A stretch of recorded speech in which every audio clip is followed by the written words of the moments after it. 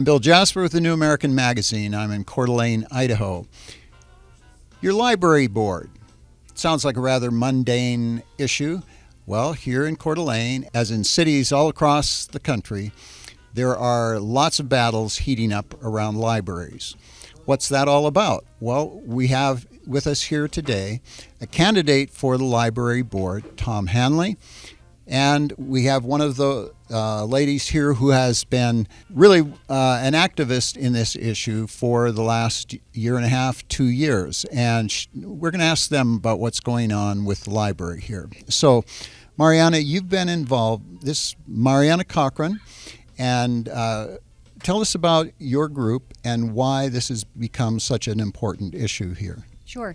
I'm the founder of Clean Books for Kids, and about a year and a half, a little bit more or so ago, several of us got together because we were made aware by a newly elected library trustee, hey, if you don't know about the abundance of sexually explicit materials for kids in the library, it's gotten really bad.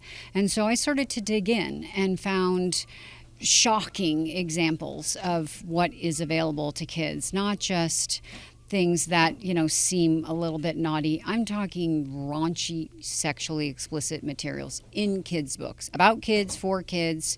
Not that they're there, just that they're there, but there's an abundance of them. So a lot of us have gotten together and said, no, this is not okay. We need to do something about it. And we've been educating the community about that and how extensive the problem is. Now, specifically, this is about a group of libraries in the community called the Community Library Network, which is 7 libraries in the communities around here. And so we'll have you give a thumbnail sketch of some of the kinds of materials you're talking about that have parents and taxpayers upset. So tell us about that. Sure. The best thing to do is for anyone to go to Clean Books for Kids. That's the number 4, where you can see dozens of examples and excerpts and see for yourself. You don't have to wonder, is it just some prudish old lady's opinion? You can see for yourself whether you think that these items are suitable for kids. I mean, just here's a couple of examples of books that are actually in our community library network right now that are available to kids. And I think anyone would agree that they are wholly inappropriate for minors. So we're going to get into a few of the examples of that. But Tom Hanley, you decided to jump into this race. First of all, tell us, what is the library board and why did you decide to get involved in it? Okay, well, the library board is a group of 5 members, and there's a staggered elections that go on with those, meaning they don't have the whole board turn over at one time. So there are 2 open seats this particular election year right now. And Marianna gave a presentation at a group, and I was invited to go to that back in July. And I couldn't believe the kind of books. I spent a career in the military. I've seen all kinds of pornography things or pictures here and there, but I never saw this kind of extent of any material. It was shocking, actually. This stuff was in the children's area. I couldn't even, or we'll call it minors because they want to call young adults. We don't call them children, but they've attained somehow the adult status because they're young adults somehow. They have the same rights as an adult does to see whatever they want. But the taxpayers are paying for this material. And going back, so the library board it's a 5-member board and has oversight of 7 libraries throughout the entire county, with the exception of Coeur d'Alene, the city of Coeur d'Alene, and it does include also a little bit of the county of Shoshone. And so what disturbed me was this material is in the libraries, that I'm paying for it, so I'm somewhat complicit if I don't do something about it. I prayed over it a little bit. I talked to my wife, and she was very encouraging, and I decided, well, I'm retired. I've got time on my hands, and I'm angry about this now, and I'm going to do something about it. So I've been out actively on the campaign trail now for probably 3 months at least. Not as long as the warrior Marianna and the crowd there at the Clean Books for Kids. They're the ones who've been educating everybody, and we call them, they're the problem announcers out there. And myself and another gentleman named Tim Ploss are both running for the board, and the 2 of us with another conservative on the board should make a majority on there. The 2 incumbents who you and Mr. Ploss are running against, two women who have been on there quite a while. You actually went to them, you and the other parents and taxpayers around here have been going to them for quite some time, and they have resisted changing anything, correct? Yes, we've read them passages.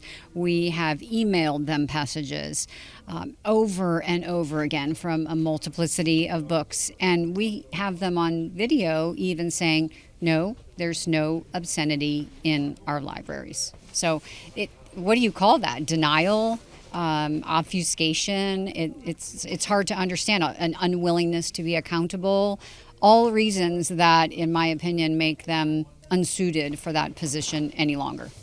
Now, this past weekend, there was a public debate, you and Mr. Ploss, along with the two incumbents, and we saw quite a different face there. That they said, yes, we're concerned about this. We want to make sure children are not affected by this. And they said we have taken the offensive material out. What's your response to that? Yes, it's interesting that the filing deadline for running for re-election was March 17th.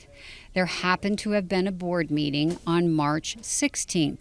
That was the day that the board voted in a new minor library card. Coincidence? I don't know. They claim it wasn't. But it certainly seems questionable when for months and months and months, dozens of passages were read to them and all denied. Nothing was ever done and changed. What the board will tell you, or those existing incumbents will tell us, is, the public didn't follow the process and submit the form that they require. And we said, we've been reading you these passages. There are hundreds of these books. It should be your responsibility to clean this up, not the public's. We've done our job in identifying the books and making you aware, and yet they denied and eschewed any responsibility. And my understanding is that it's over 300 books. That's just what we found. But what you found... 300 titles. Multiple copies. Right, that important point. They have also only removed those that have gone through this process, correct? Right. And they haven't really removed them. They've simply said, okay, if kids want to check them out, they'll have to be at a certain age. Yes, there are two levels. With this new policy, there are supposedly two levels to the cards, from 0 through 11, and then from 12 to 15, and then 16 and up is anything goes. Well, I think there's plenty of people who don't consider a 16-year-old to be an adult, and that's essentially what this policy is allowing. Mind you, the policy is not yet implemented. It's just on paper right now. It's just in the discussion phases. I recognize something like that is complex. I get that. It takes time. But the incumbents have lied, provided misinformation, whatever you want to call it. They've publicly stated the policy is implemented. No, that's not true. It hasn't been implemented. It was voted on March 16th, and it's only being discussed how to implement it. And you pointed out during the debates that even if they do implement the card policy, the different age stratification, it doesn't remove the books from the kids' access at the library. And many of the kids actually then look these things up at the library. Yes, my understanding is that the books will remain on the shelves. They didn't say anything to the contrary. The children eventually will not be able to check out certain books, but nothing says that when they get dropped off after school or however they get to the library and they don't all have parental supervision while they're there, are free to pick these books up off the shelves and read them. And I think it's going to grandfather and be left where, unless a parent comes in and says, I want a youth card or whatever they're going to call this, or minor's card, I think they'll continue to have access to the adult card. That's my understanding. So it may take only 18 more years to implement the policy. Right, and as we know, Many of the kids at school are active on TikTok and Twitter and other social media where these things are being promoted by other kids and by adults to them. Well, it's a big deal. It's a difference between what you can get on TV, what you can get at the movies, what you can get on your smartphone for children. That their parents pay for those things. They provide those or they allow them. But the books are things that we're paying for as taxpayers, and then there is a big difference. We've been labeled readily book censors, authoritarianism, and book burners. And in reality, what we want to do is say it's not even my religion or my personal beliefs, but it's really we can use Idaho statutes. It actually very, very explicitly explains what they consider obscenity, and apply that actually to the library. And then the library does have an out, we'll call it a loophole that says they can have materials with obscenities in it, or basically an obscene book, but they can't have those in there. But you can't take it out on the street, and if you took one outside and read it to a kid, you could be arrested, put yourself on a sex offender list out there. So if you or I gave a minor one of these books, we could be arrested, fined, and put in jail under the Idaho Code. But the library can use our tax dollars to dispense this to children. Exactly. And then, and when also people want to tell you, well, leave your religion in your church, leave your religion in your house when you leave. Well, I don't leave my life experiences in the past. That's probably why they want somebody in there as a we'll say, hopefully someone who's some wisdom, been around a while, as a trustee. I don't leave my university or my high school and leave that behind in the school and close the door when I leave there. So, I'm a homogenized kind of a human being here. I'm a little bit of my religion, I'm a little bit of my life experience, a little bit of my education, and a little bit of common sense. And that's kind of what's needed in the library, some common sense. So this is a battle which is going on all across the country, and we see even in small towns where this has crept in. So people think that this is something just in Chicago, Los Angeles, Philadelphia, New York. No, it's all across the country, and we have the American Library Association, now run by a professed Marxist lesbian, who is helping promote this as well. Right.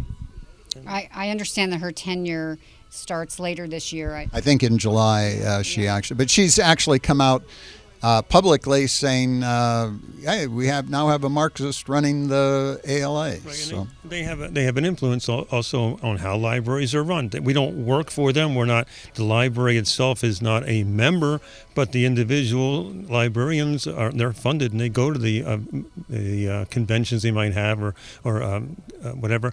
But the books that are selected as well, the selection process, and I don't know what all the journals they use, but they have library journals, New York Times bestseller lists, and so forth. So those very woke organizations, we're not saying that the librarians maybe are quite so perverted. They pick these books, they just look at these lists and say, oh, this is the latest thing being promoted. I guess that's what we need to put on the library shelves for the minors. Well, it's an important issue, and it's becoming more realized by people across the country, and these are important things, the local library board elections, and it's a good thing that more concerned Americans are getting involved. So Marianna and Tom, thanks so much. Thank you, Bill.